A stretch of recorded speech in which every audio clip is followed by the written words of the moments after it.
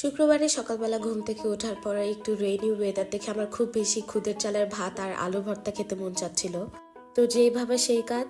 তো আলু ভর্তার জন্য আমি আলুটা সুন্দর করে কেটে সেদ্ধ করতে দিয়ে দিই। এরপর গরম কড়াইয়ে সয়াবিন তেল দিয়ে পেঁয়াজ, কাঁচামরিচ আর জিরা দিয়ে একটু লাল লাল করে ভেজে নিতে হবে।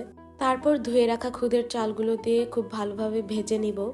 ভাজা হয়ে গেলে লবণ অ্যান্ড পরিমাণ মতো পানি দিয়ে এটা ঢাকনা দিয়ে দিলেই হয়ে যাবে।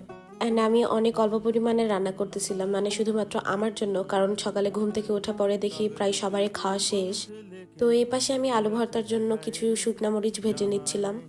এরপরে শুকনা মরিচগুলো ডলে নেওয়ার পরে না আমার অনেক বেশি হাত জ্বলতেছিল, বাট ব্যাপার না, ইচ্ছে যেহেতু করেছে বানাতে তো হবেই।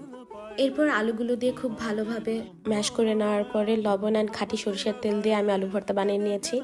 অ্যান্ড এটাই হলো আমার ব্রেকফাস্ট। ও সাথে একটা কাঁচামরিচও নিয়েছিলাম।